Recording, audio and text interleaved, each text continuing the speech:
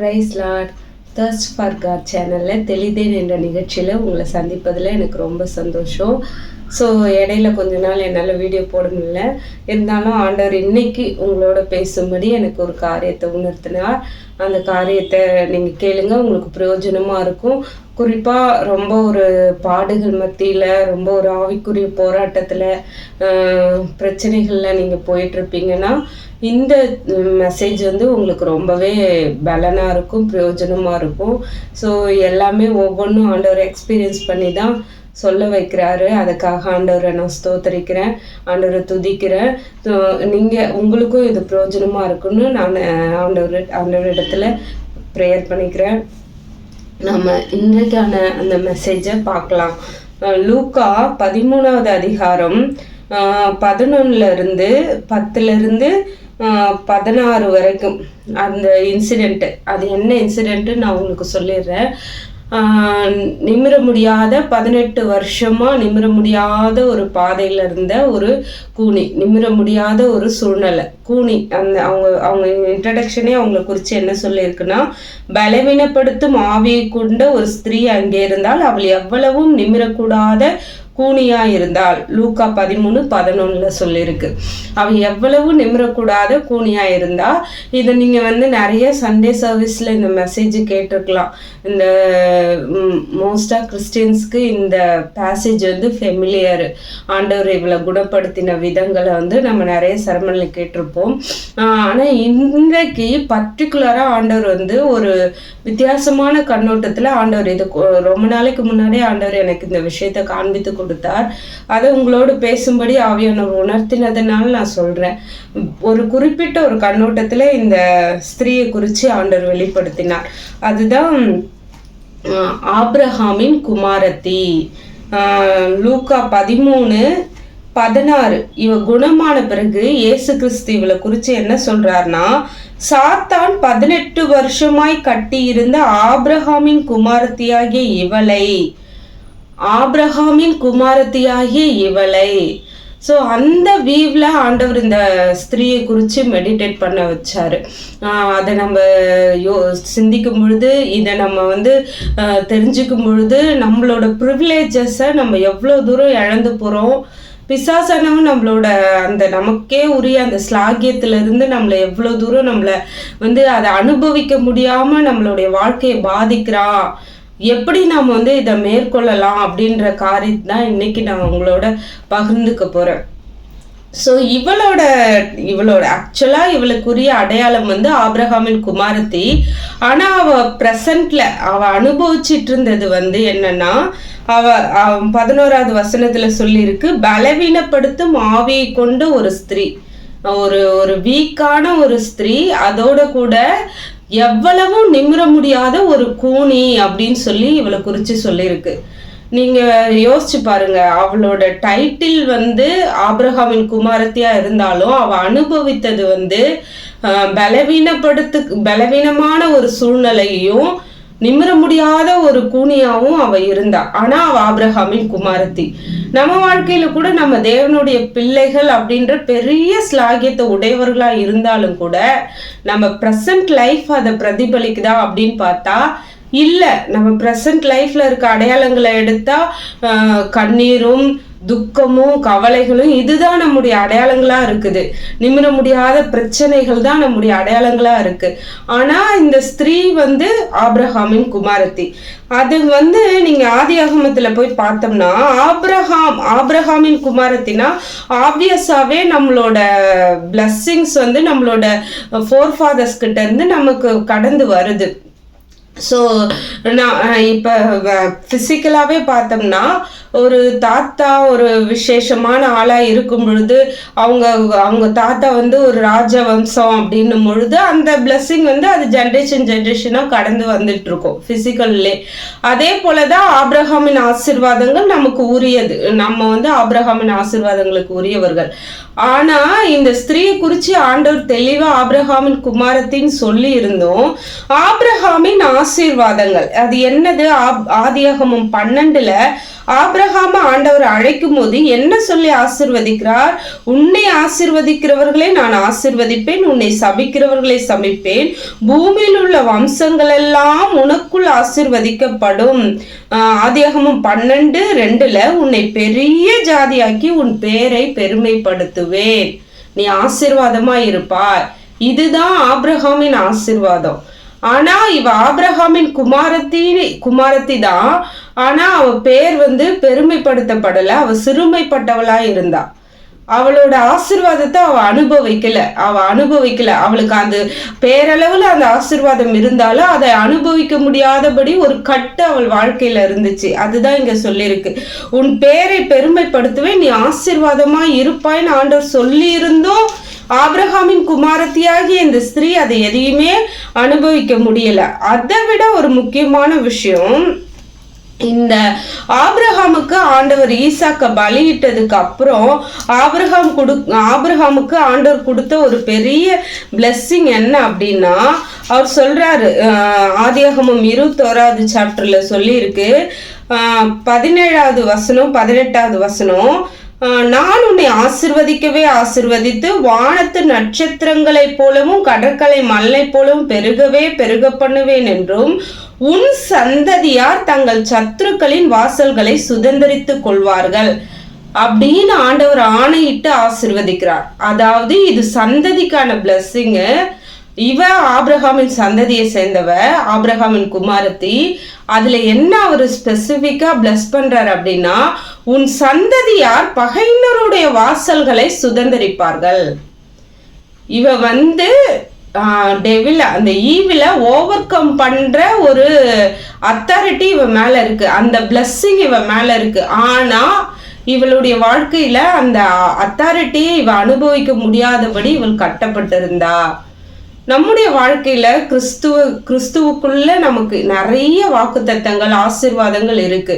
ஆண்டவர் சொல்லியிருக்கிறார், என்னை விசுவாசிக்கிறவன் நான் செய்ததை காட்டிலும் பெரிய காரியங்களை செய்வான், சாத்தானுடைய சகல வல்லமைகளையும் மேற்கொள்ள உங்களுக்கு அதிகாரம் கொடுக்கிற ஒன்று உங்களை சேதப்படுத்தாதுன்னு சொல்லியிருக்கிறார். ஆனாலுமே இந்த பிளெஸ்ஸிங்ஸ் எல்லாம் நமக்கு வாக்களிக்கப்பட்டிருந்தாலும் எவ்வளவு நிமிர முடியாத இந்த கூனியை போல இந்த பிளெஸ்ஸிங்ஸை நம்ம அனுபவிக்கிறது இல்லை. இந்த பிளெஸ்ஸிங்ஸை நம்ம ரொம்பவே மிஸ் பண்றோம் நம்மளோட லைஃப்ல. நம்மளோட லைஃப் சாபத்தை பிரதிபலிக்கிற ஒரு காரியம் போல துக்கத்தை பிரதிபலிக்கிற ஒரு காரியமா தான் இருக்குது. வச்சு நம்ம மேல ஆண்டவர் வைத்திருக்கிற அந்த ஆசீர்வாதத்தை நம்மளால அனுபவிக்க முடியல. பகையினருடைய வாசல்களை சுதந்திரிக்க வேண்டிய இவளை பிசாசானவன் கட்டி வைத்திருந்தான். ஏசு கிறிஸ்து அங்க வரும் பொழுது ஒரு அற்புதத்தை ஆண்டவர் அந்த இடத்துல செய்கிறார். அவளை எப்படி ஆண்டவர் விடுவித்தார் அப்படின்னு சொல்லி அதுல போட்டிருக்கும். அந்த ஸ்திரீ ஆண்டவர் விடுவிக்க கூடிய எல்லையில இருந்தா, அதாவது அந்த பலவீனம் அந்த சூழ்நிலை எல்லாமே அவளுக்கு இருந்தாலுமே ஆண்டவர் அவளை சந்திப்பதற்கான வாய்ப்புல அந்த பாசிபிலிட்டியை அவளே ஏற்படுத்தி வச்சிருந்தா. அந்த சர்ச்சில் அவள் இருந்ததால ஆண்டவர் அந்த இடத்துல வரும்பொழுது அவளை சந்திக்கக்கூடிய சூழ்நிலை இருந்துச்சு.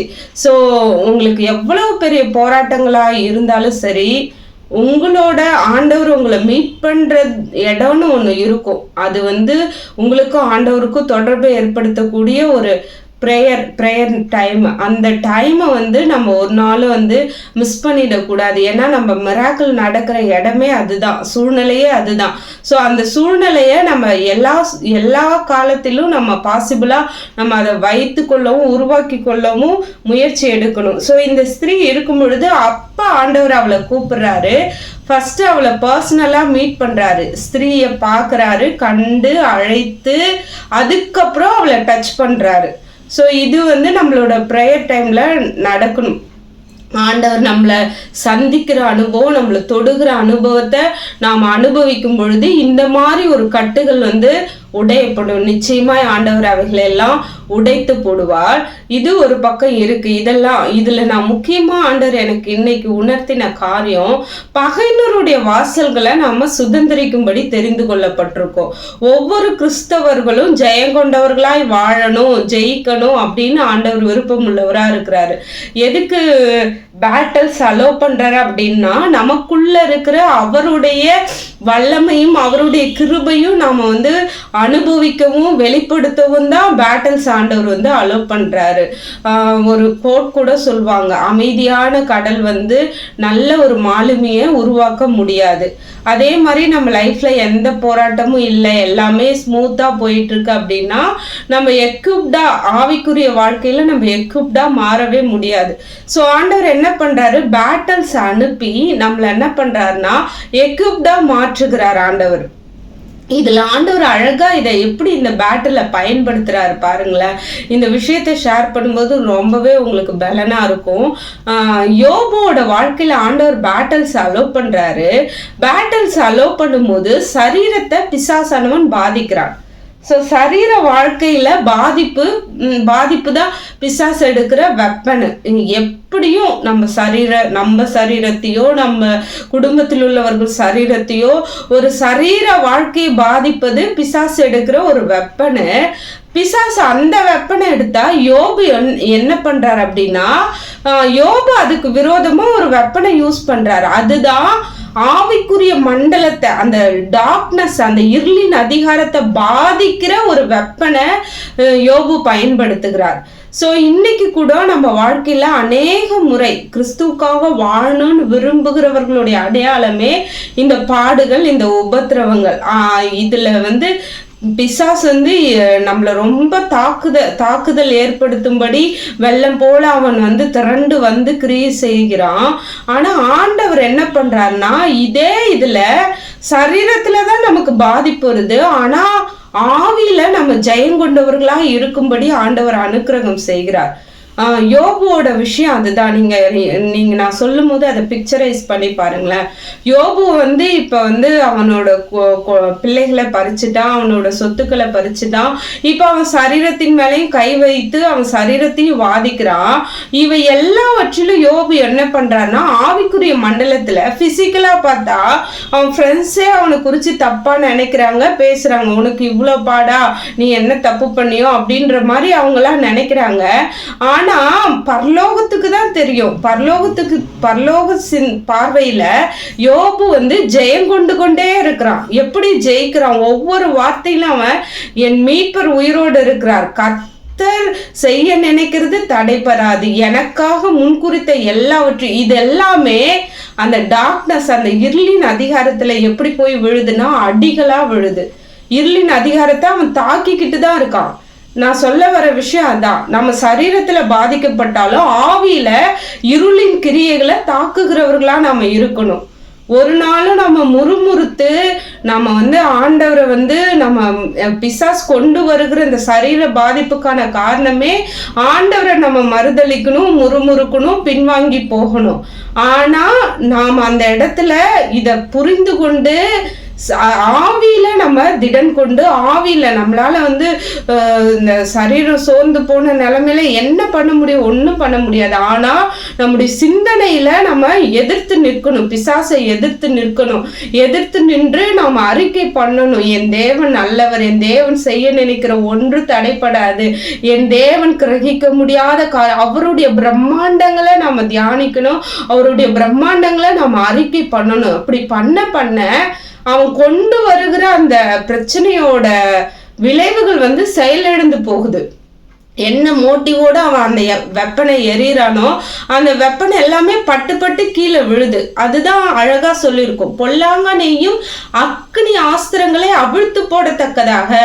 இன்னைக்கு அநேக நேரம் உபத்திரவங்கள்ல நம்ம சோர்ந்து போறோம், பாதிக்கப்படுகிறோம் அப்படின்னா காரணம் என்னன்னா, அந்த அக்னி ஆஸ்திரம் நம்ம மேல படும் பொழுது நம்ம அதை ப்ரொடெக்ட் பண்றது இல்லை, அதை அலோ பண்றோம். அது மேலே பட்டா, ஃபயர் மேலே பட்டா நல்லாவா இருக்கும்? ஃபயர் மேலே பட்டாவே பாதிப்பு இருக்கும்.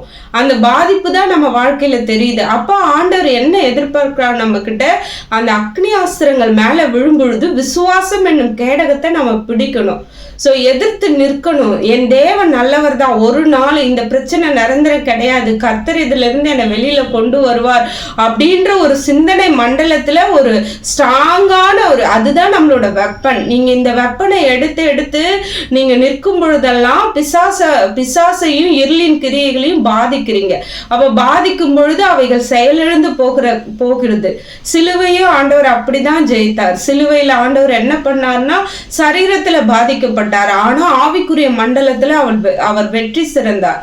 நம்மளோட ஜெயம் ஆவிக்குரிய மண்டலத்துல இருக்கணும். இந்த சரீர ஜெயத்தை வச்சு நம்ம நிர்ணயிக்க கூடாது. அநேக நேரம் அப்படிதான் வியாதியில இருந்து மிராக்கிள் நடக்கணும்னு நம்ம எதிர்பார்க்கிறோம். ஆண்டவர் ஏதாவது ஒண்ணு செய்யணும், பிசிக்கல் நீட்ல ஒரு மிராக்கிளை நம்ம எக்ஸ்பெக்ட் பண்ணி பழகிட்டோம். ஆனா ஆண்டவர் இன்னைக்கு ஒரு வளர்ந்த ஒரு தன்னுடைய பிள்ளைகிட்ட எதிர்பார்க்கிற ஒரு காரியம் என்னன்னா, நம்ம ஸ்பிரிச்சுவல் வேர்ல்டுல ஜெயம் கொண்டவர்களாக நிற்கணும். அந்த ஜெயந்தான் வெளிப்படுத்துதல்ல சொல்லியிருக்கு. எவ்வளவு காரியங்கள் வந்தாலும் நம்ம முக்கியமா ஃபோக்கஸ் பண்ண வேண்டியது, இங்கே நம்ம தோத்து போயிடக்கூடாது. நம்ம சரீரத்துல என்ன பாதிப்பு வேணாலும் வரலாம், எவ்வளவு பிரச்சனைகளை வேணாலும் நம்ம ஃபேஸ் பண்ணலாம், ஆனா ஆவிக்குரிய மண்டலத்துல நம்ம தோற்று போயிடவே கூடாது. அதுதான் நமக்கு முக்கியம் அப்படின்றத நம்ம கவனம் செலுத்தி நம்ம அறிக்கை பண்ணணும். நம் ஒவ்வொருவரையும் ஆண்டவர் அப்படிதான் உருவாக்கி இருக்கிறாரு. பாதாளத்தின் வாசல்கள் மேற்கொள்ளாதுன்னு ஆண்டவர் சொல்லி இருக்கிறாரு. அப்போ கிறிஸ்தவர்கள் இந்த தெளிவு இந்த சார நமக்கு புரியல அப்படின்னா நம்ம என்ன பண்ணுவோம்னா நம்ம தோற்று போயிடுவோம். சரீரத்தை தாக்கும் போதே நம்ம ஆவியிலும் சோர்ந்து போய் ஆவியிலும் நம்ம தாக்கப்பட்டுருவோம். ஆவியில நம்மளை தாக்குறதுக்காக தான் இந்த சரீரத்துல பாதிப்பு. ஸோ இதை நம்ம தெளிவாக புரிஞ்சுக்கிட்டு நம்ம எதிர்த்து நிற்கணும். கொஞ்ச காலம் பாட அனுபவிக்கிற நம்மளை ஆண்டவர் சீர்படுத்தி ஸ்திரப்படுத்தி நிலைநிறுத்துவார். இது நம்மளோட சொந்த பலத்தினால ஆகிற காரியம் கிடையாது. இப்படி நம்ம ஒரு விருப்பத்தோட நம்ம ஆண்டவர்கிட்ட உதவி கேட்கும் பொழுது, பாடுகள் மத்தியில ஆண்டவரே இதுல நான் நின்று ஜெயிக்கணும், என்னுடைய ஆவிக்குரிய வாழ்க்கையில நான் தோற்று போயிடக்கூடாது ஆண்டவரே, நான் உங்களை விட்டு கொடுத்துடக்கூடாது, மறுதளிச்சிடக்கூடாது அப்படின்னு நாம ஆண்டவர்கிட்ட நாம விருப்பத்தை தெரிவிக்கும் பொழுது ஆண்டவர் சொல்லியிருக்கிறார், எதையாகிலும் சித்தத்தின்படி கேட்டா நான் உங்களுக்கு செவி கொடுப்பேன்னு சொல்லியிருக்கிறார். இது ஆண்டவருடைய பரிபூர்ண சித்தம். சோ நம்ம அப்படி ஜெபிக்கும் பொழுது ஆண்டவர் என்ன பண்றாருன்னா அதற்கான பலனையும் கிருபையும் நமக்கு அளிக்கிறாரு. அதனால அப்படி ஜெபம் பண்ணுங்க. இப்ப நீங்க எந்த விதமான போராட்டத்துல போயிட்டு இருந்தாலும் சரி, ஆண்டவர்கிட்ட கேளுங்க, ஆண்டவரே என் சரீர பிரச்சனைகள் என் ஆவிக்குரிய வாழ்க்கையை பாதிக்க கூடாது, ஆவிக்குரிய மண்டலத்துல நான் இருளின் கிரியைகளை பாதிக்கிற ஒரு ஜப வீராங்கனையா தேவனுடைய மகளா நான் நிற்கணும் ஆண்டவரேன்னு சொல்லி வைராகியத்தோட நீங்க நில்லுங்க. ஆண்டவர் எல்லா விதத்திலும் உங்களுக்கு ஒத்தாசை பண்ணி ஆண்டவர் உங்களை ஜெயம் கொண்டவர்களா மாற்றுவார். இந்த யோபு இந்த வின்னிங் இந்த ஜெயம் அவருக்கு வர்றதுக்கு முன்னாடி அவர் நல்லா இருக்கும் பொழுதே தேவனோட அந்த ஆழமான உறவுல இருந்தாரு. அவர் சுமூகமா இந்த சில நேரங்களில் நம்ம இப்படி ஒரு மிஸ்டேக்கை பண்ணிடுவோம். நல்லா இருக்கும் பொழுது நம்ம என்ன பண்ண மாட்டோம்னா சேமித்து கொள்ள மாட்டோம். எறும்பு குறிச்சு ஆண்டவர் அதான் சொல்லியிருப்பாரு, அதிகமா நீதிமொழிகள்ல சொல்லியிருக்கோம். கோடை காலத்துல அது சேமித்து கொள்ளும். அந்த மாதிரி நல்லா இருக்கிற சூழ்நிலை நம்ம ஆவிக்குரிய பலனை சேமித்து கொள்ளணும். அதிகமா உறவாடி அதிகமா நம்ம ஆண்டவரோட நெருக்கத்துல இருக்கும் பொழுது இந்த மாதிரி நல்லதல்லாத சூழ்நிலைகள் வரும் பொழுது அந்த பலன் நமக்கு உதவும்.